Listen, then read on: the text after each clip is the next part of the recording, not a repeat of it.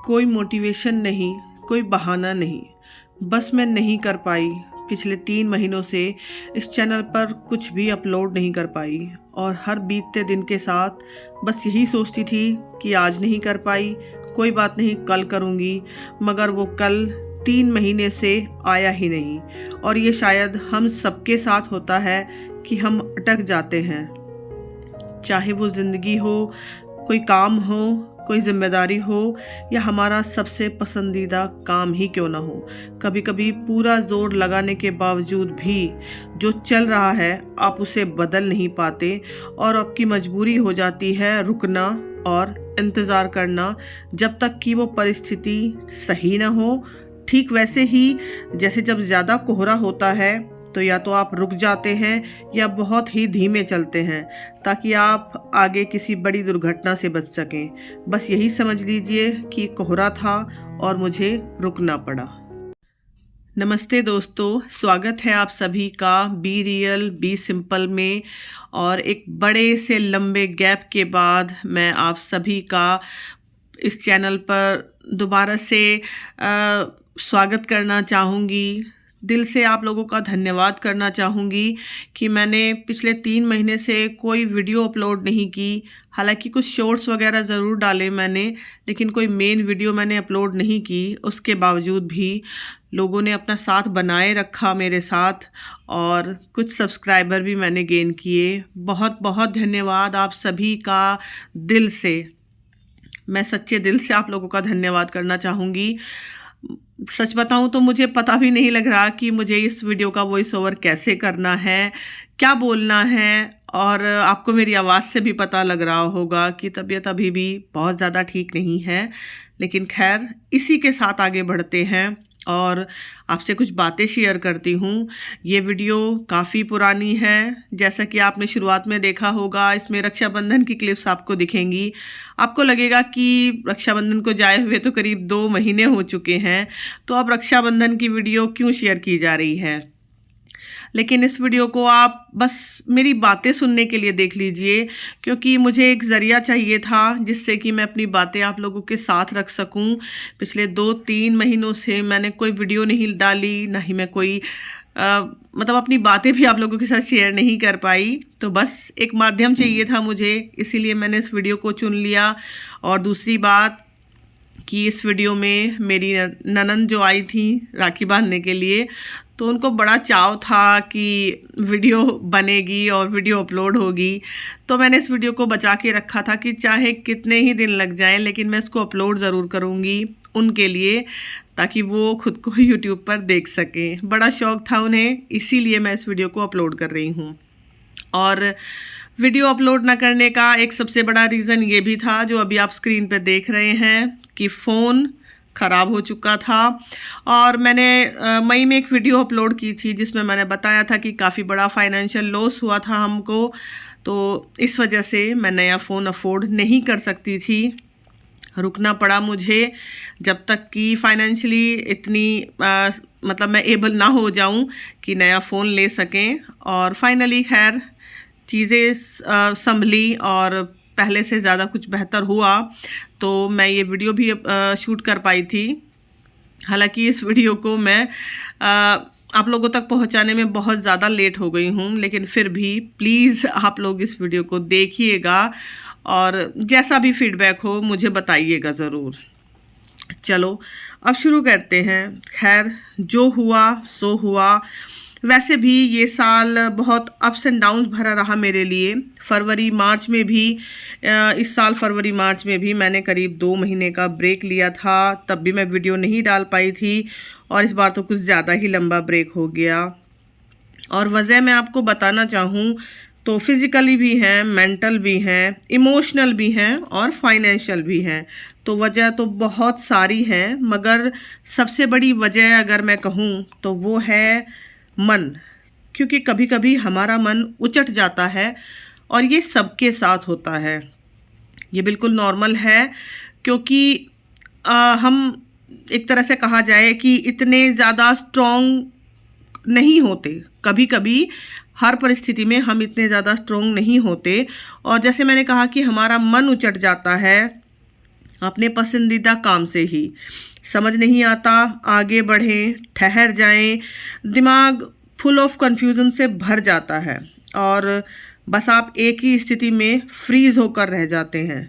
शायद इसी को डिप्रेशन कहते हैं, या जो भी आप कहना चाहें, कि जब आप अपने ही गिल्ट से बाहर नहीं आ पाते, अपने सारे शौक भूलकर बस जिम्मेदारी निभाने में लग जाते हैं, जिसमें कभी तो आपको बहुत प्राउड फील होता है और कभी कभी लगता है कि खुद के साथ ही गलत कर रहे हो।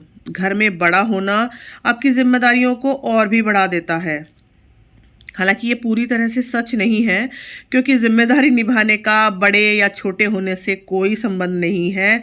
मगर मैंने अपने YouTube चैनल और परिवार और हेल्थ के बीच अपने परिवार और हेल्थ को चैनल से थोड़ा सा ऊपर रखा, क्योंकि मुझे लग रहा था कि मैं नहीं कर पा रही हूँ, तो मैं रुक गई और ढेर सारे काम एक साथ करने के बजाय मैंने कुछ ज़रूरी काम किए।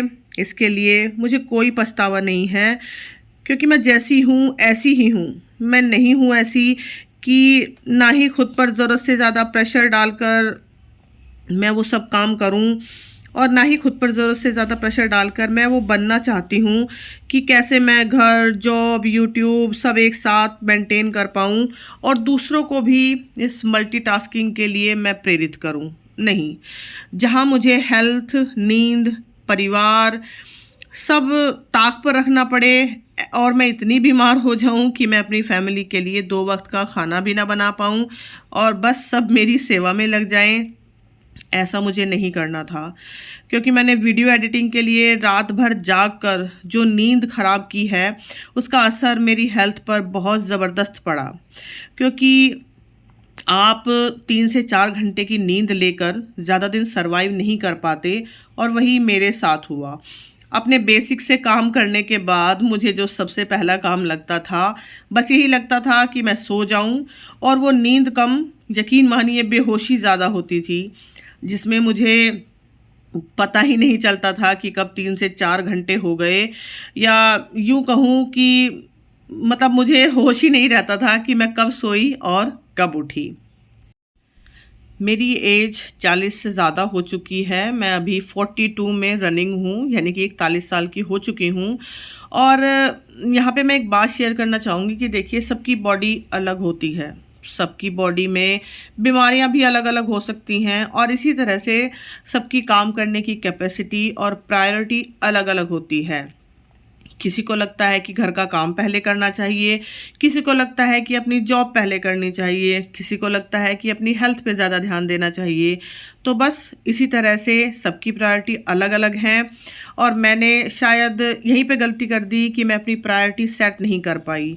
मुझे ब्लड रिलेटेड कुछ इशू हैं जो कि बोन मैरो से संबंधित हैं, और ये सब पिछले 12-13 साल से है, जब से मेरी बेटी हुई है। और जैसे जैसे उम्र बढ़ी, मैं 40 के आसपास आई, खासकर 2020 में। हालांकि उस टाइम हम लोग कोरोना से तो बच गए थे, लेकिन आप बढ़ती उम्र से नहीं बच पाते। तो उस वक्त से ये दिक्कत मुझे बहुत ज़्यादा बढ़ गई थी, और मेरे दोस्तों ने, मेरे हस्बैंड ने, सब ने यही सलाह दी मुझे कि पहले अपने हेल्थ पे ध्यान दो, बाकी सब बाद में हो जाएगा। और सच कहूँ तो पिछले 3 महीने से मैंने बिल्कुल, जिसको कहना चाहिए कि सर्वाइवल मोड में अपनी लाइफ को निकाला है। सर्वाइवल मोड भी ऐसा कि जिसमें एक वक्त खाना बना और दोनों वक्त खाया गया।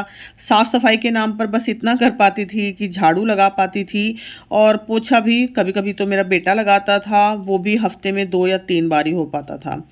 तो काम में बच्चे मदद करते थे, और अभी भी करते हैं, वो हमेशा से ही करते हैं। मगर आप खुद ही सोचिए कि जब माँ बीमार होती है तो बच्चों पर भी एक्स्ट्रा प्रेशर बढ़ जाता है। मेरी बेटी की जून में छुट्टियां थी, मगर जुलाई अगस्त में उसकी काफ़ी छुट्टियां हुई, और वो भी मेरे कारण, क्योंकि मैं सुबह टाइम से नहीं उठ पाती थी। और मुझे लगा कि शायद भगवान भी मुझे कुछ ज़्यादा ही ब्रेक देने के चक्कर में है। तो इसीलिए वो भी एक बहाना ही बन गया कि उसी दौरान मेरा फ़ोन ख़राब हुआ, और बस ये सारी चीज़ें होती चली गई। लेकिन खैर कोई बात नहीं। जैसे मैंने कहा कि मैंने कुछ शॉर्ट्स अपलोड किए थे उन पे आप लोगों ने काफ़ी अच्छा मुझे रिस्पॉन्स दिया। तो बहुत ही मैं दिल से धन्यवाद करना चाहूँगी आप लोगों का कि मैं कुछ नहीं कर पा रही थी, लेकिन उसके बावजूद भी आप लोग मेरे साथ जुड़े हुए थे। और आज ये वीडियो जो रक्षाबंधन की है, और मतलब मैंने अपने बेटे के फ़ोन से शूट की थी, और मेरा बेटा कॉलेज जाता है तो बस मुझे टाइम ही नहीं मिल पाता था कि मैं कब उसके फ़ोन से अपने फ़ोन में लूँ। तो जैसे ही मेरा फ़ोन ठीक हुआ, अच्छे से रिपेयर हुआ, तो मैंने अपने फ़ोन में ली। और यकीन मानिए कि ये वीडियो मैं 23 अगस्त को पोस्ट करने वाली थी, और आज 2 महीने बाद इसको पोस्ट कर रही हूँ। लेकिन खैर, जैसा भी है, चाहे जो भी है, मैंने ठान रखा था कि वीडियो तो मुझे ज़रूर पोस्ट करनी है, चाहे जो भी हो। और कुछ नहीं तो कम से कम मेरे पास ये यादें ही रह जाएंगी। और जैसे मैंने कहा कि जो मेरी नंद आई थी रक्षाबंधन पर, उनको बड़ा शौक़ था कि भाभी वीडियो शूट करेगी और अपलोड करेगी, तो ये खासकर उनके लिए। तो उनके लिए लेट ही सही, लेकिन मैंने इस काम को किया। और जैसे मैं कह रही हूँ कि इस वीडियो में मैं अपनी कुछ बस बातें शेयर कर रही हूँ आप लोगों के साथ, कोई रेसिपी नहीं या अलग से कोई डेकोरेशन नहीं, कुछ नहीं। बस मेरी नंदें आई थी, एक दिन पहले जितनी मेरी हिम्मत थी थोड़ा बहुत साफ़ सफाई, घर को अरेंज मैंने किया था। बड़ा ही सिंपल सा खाना बनाया था मैंने, क्योंकि उनको बहुत ही सिंपल सा खाना पसंद है। और बस ये चाहती हैं कि जल्दी से जल्दी खाना बन जाए ताकि हम सब बैठ के ढेर सारी बातें कर पाएँ। सिंपल आलू टमाटर की सब्ज़ी, पूरी, रायता, हलवा, यही सब मैंने बनाया था। और 2 नंदें मेरी एक साथ आई थी, और एक नंद मेरी अगले दिन आई थी, जिसको आप अभी आगे वीडियो में देखोगे। तो वापस आती हूँ मैं अपनी बातों पर। कभी कभी होता है ना हम सबके साथ, हमें पता है कि हम क्यों परेशान हैं, मगर वो कारण हम किसी को बता नहीं पाते। मतलब हमें वो शब्द ही नहीं मिल पाते, हम ढूंढ ही नहीं पाते उन शब्दों को जिनमें पिरोकर हम अपनी बातों को बता सकें, अपनी तकलीफ़ बयान कर सकें। और आप शायद मेरी इन बातों से बहुत से लोग रिलेट कर पाएंगे कि जो परेशान तो हैं, बहुत ज़्यादा परेशान हैं, और वो परेशानी उनको भीतर ही भीतर खा भी रही है, मगर उनके पास उसको दूर करने का या किसी से कहने का कोई उपाय ही नहीं होता। उनके पास नहीं होता ऐसा कुछ भी माहौल कि आप हर किसी के साथ उसको शेयर कर पाएँ। फिर बस हम क्या करते हैं कि अपनी उन परेशानियों के साथ ही ढलकर समय का इंतज़ार करते हैं, और उन्हीं के साथ जीना सीखते हैं जब तक ये परेशानियां हमारी हल नहीं हो पाती। बस ऐसा ही कुछ मैंने भी किया। मुझे वक्त लग रहा था और मुझे पता था लगेगा, लेकिन फिर भी मैंने वक्त को वक्त दिया ताकि वो टाइम निकल जाए और बस मैं थोड़ा बेहतर फील कर पाऊँ। मैं YouTube पर पिछले 2 साल से हूँ। पर ईमानदारी से कहूँ तो काम तो बस मैंने 1 साल ही किया है। बाकी दिनों में मैंने बीच बीच में ब्रेक लिए। कारण कभी मेरी हेल्थ बनी, कभी फैमिली प्रॉब्लम, कभी कुछ जिम्मेदारियाँ, कभी कुछ। लेकिन सच कहूँ तो YouTube पर काम जिसको कहते हैं ना कि काम करना प्रॉपर, वो तो शायद मैंने बस 1 ही साल किया है। और यहाँ पर मैं पूरी ईमानदारी से इस बात को स्वीकारना चाहूँगी कि हाँ, कभी कभी मैंने जिम्मेदारियों को अच्छे से निभाने के लिए अपने काम को पीछे रखा, जो शायद मुझे नहीं करना चाहिए था, लेकिन मैंने किया। अब उस चीज़ का रिग्रेट करूं या नहीं करूं, ये भी मुझे समझ नहीं आता। और होता है ना कि हम कमज़ोर पड़ जाते हैं, और अगर कमज़ोर पड़ गए हैं तो ज़रूरी नहीं है कि देखो हर बात में ये दिखाना कि हम कितने मजबूत हैं और कोई इमोशन हम पर फ़र्क ही नहीं डाल रहा। आखिर हम इन सब इंसान हैं, और जितना हम जितना हम सबको हंसने का हक है, खुश रहने का हक है, उतना ही हमें दुख का भी है, उस दुख को जीने का भी है, और उस दुख से बाहर निकलने के लिए जितना भी वक्त लगता है उस वक्त को लेने का भी है। ये मत सोचिए कि आप कमज़ोर पड़ जाएंगे, रुक जाएंगे तो कोई क्या सोचेगा, मगर आप ऐसा करके अपने इमोशंस को दबाइए मत। बेशक ओवर इमोशनल होना सही नहीं है, मगर अपने इमोशन को दबाना भी सही नहीं है। अगर आप दुखी हैं और दुखी लग रहे हैं तो उसमें कोई बुराई नहीं है। ज़रूरी नहीं है कि आप दुखी हैं और फिर भी आप हंसने का नाटक कर रहे हैं या बहुत ज़्यादा अपने आप को मजबूत दिखा रहे हैं कि भीतर से हम टूटे हुए हैं, लेकिन फिर भी देखिए हम हंस रहे हैं। अगर रोने का मन है तो रो लीजिए, यकीन मानिए मन हल्का हो जाएगा, बिना ये सोचे कि कोई हमारे बारे में क्या सोचेगा। क्योंकि मैंने खुद ये महसूस किया है कि कभी कभी जब हम बहुत ज़्यादा उदास होते हैं, रोने का मन होता है मगर रो नहीं पाते और अपने आंसुओं को दबा कर रखते हैं क्योंकि हमें मजबूत लगना है दूसरों के सामने, अपने परिवार के सामने, अपने बच्चों के सामने। और जब हम उस इमोशन को अंदर ही अंदर दबाते हैं ना, सच बताऊं तो एक अजीब सा दर्द होता है सीने में, आपको बहुत ही भारीपन महसूस होता है, आप सांस भी नहीं ले पाते। मैं शायद ठीक से उस चीज़ को डिस्क्राइब भी नहीं कर पा रही हूँ। बस इन्हीं सब से शुरू हो जाती है हमारी ओवर थिंकिंग, एंजाइटी, डिप्रेशन, जो आगे चलकर हमारे शरीर में भी 100 तरह के रोग पैदा कर देती है। क्योंकि आजकल सोशल मीडिया के इस दौर में हर कोई हमें यही सिखाता है कि मजबूत बनिए, आगे बढ़िए, संघर्ष करिए, अपने इमोशंस को काबू में करिए, खूब मेहनत करिए, खूब काम करिए, दिन रात मेहनत करिए। मगर कोई नहीं कहता कि थोड़ा रुक जाओ, ठहर जाओ, अपने शरीर और अपने दिमाग पर, अपने मन पर ध्यान दो। क्योंकि उनको लगता है कि अगर हम रुक गए तो बस हमारा जीवन बेकार है, मौत के समान है अगर हम कुछ नहीं कर पा रहे हैं। क्योंकि एक बार जब हम इस डिप्रेशन, एंजाइटी से बाहर आ जाते हैं ना, तो बहुत आसान होता है कहना कि हमने किया है तुम भी कर लेना, इतना मुश्किल नहीं है। मगर मैं जानती हूँ, खुद पर झेला है, इसलिए कह सकती हूँ कि जब आप किसी भी प्रॉब्लम से घिरे हुए होते हैं ना, तो आपको चाहकर भी खुशी नहीं होती, आप चाहकर भी खुश हो नहीं पाते। चाहे आप कितना भी अंदर से अपने आप को स्ट्रॉन्ग दिखाने की कोशिश करें, आप नहीं बन पाते। बिस्तर से उठना भी एक बहुत बड़ी जंग जीतने के समान होता है। खाना बनाना, अपने बच्चों को देखना, अपने घर को देखना, साफ सफाई, ये तो बहुत दूर की बात हो जाती है। जैसे मैंने पहले कहा कि एक टाइम खाना बन जाता था तो मुझे बहुत बड़ा टास्क लगता था कि चलो आज घर में पोछा लग गया, बस वही सफाई काफ़ी होती थी मेरे लिए। और ये फीलिंग आपको नहीं बता, मतलब मैं कैसे इस फीलिंग को आप लोगों के साथ जाहिर करूं। क्योंकि आप, मतलब मैं ये कहना चाहूँगी कि इस वक्त जो भी डिप्रेशन से जूझ रहा होगा उसको ये सब बातें समझ में आ रही होगी। भले ही हम सब के डिप्रेशन के कारण अलग अलग हो सकते हैं, जैसे मैंने कहा कि कभी मेंटली, कभी फिजिकली, कभी फाइनेंशियली, कभी फैमिली इशू हो जाते हैं, लेकिन बहुत सी प्रॉब्लम्स ऐसी होती हैं कि हम किसी से डिस्कस नहीं कर पाते।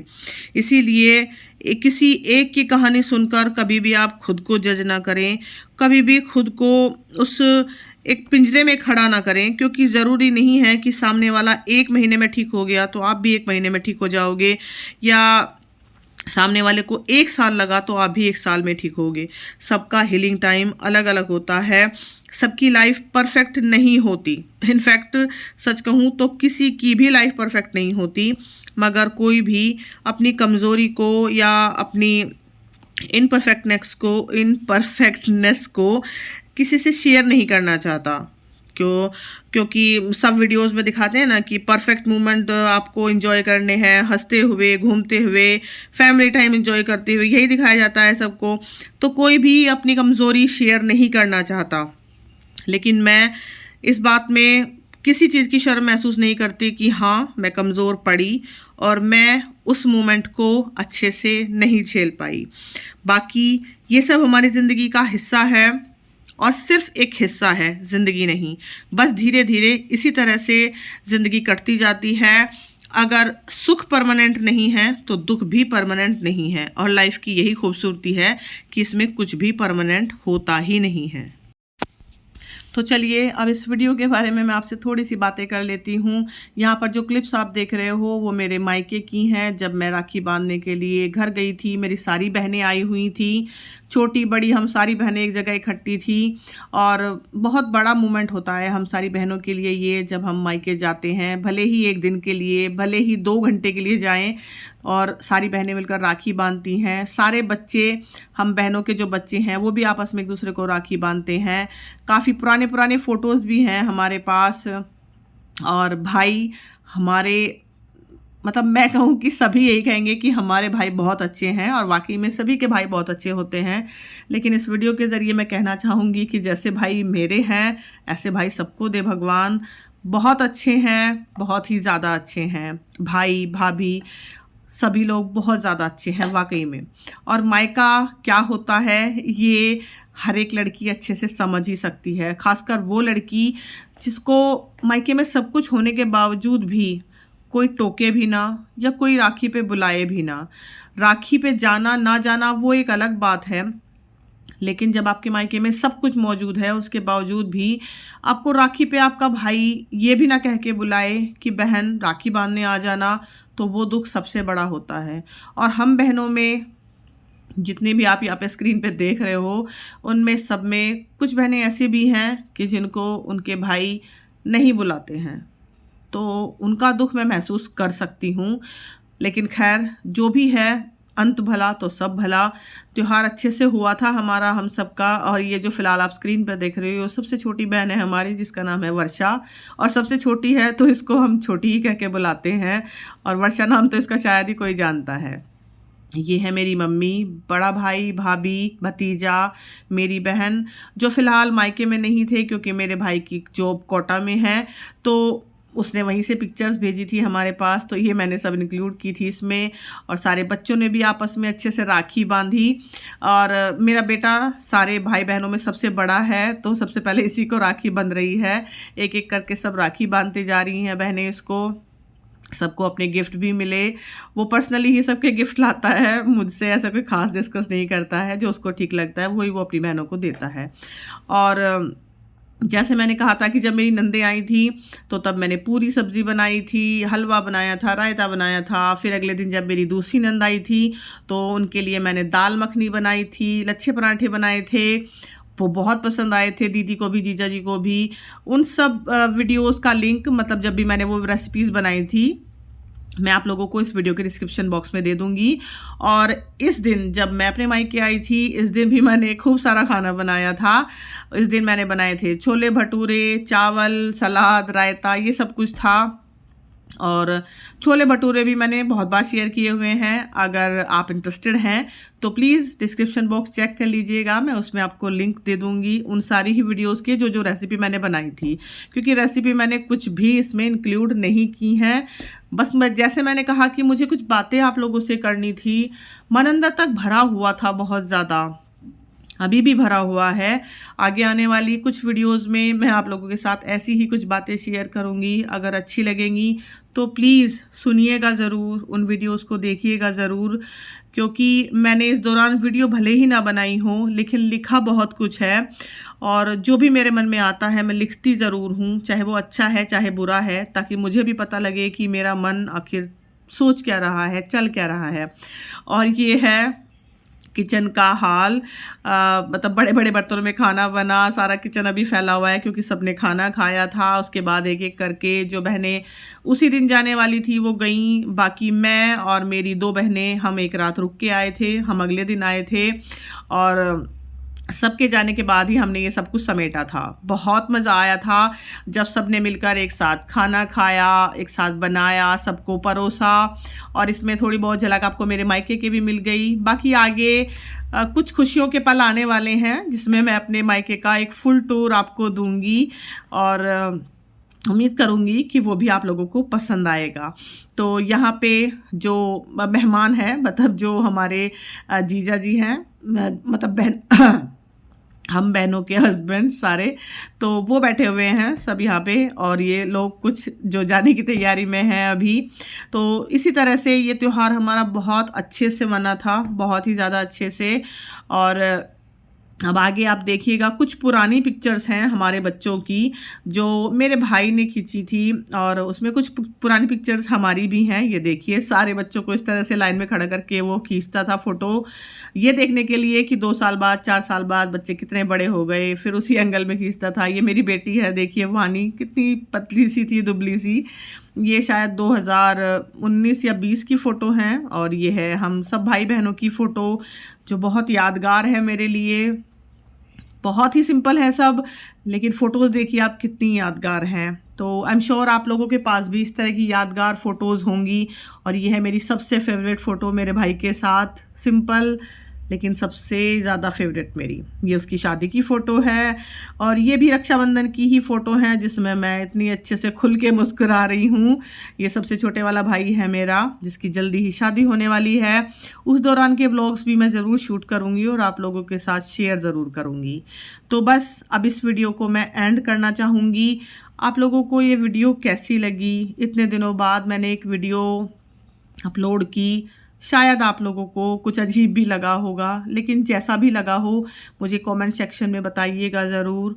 और प्लीज़ अपना साथ ज़रूर बनाए रखिएगा, क्योंकि कभी कभी होता है कि हम रुक जाते हैं लेकिन दोबारा से चलना ज़रूर पड़ेगा और वही मैं भी करूँगी।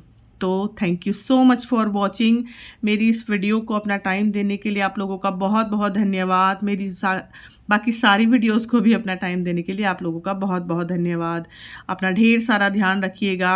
चलती हूँ, दोबारा मिलूँगी जल्दी ही, बहुत जल्दी एक नई वीडियो के साथ। बेशक थोड़ा पुरानी वीडियोस आपको मिलेंगी लेकिन मिलेंगी ज़रूर। Take care and bye bye.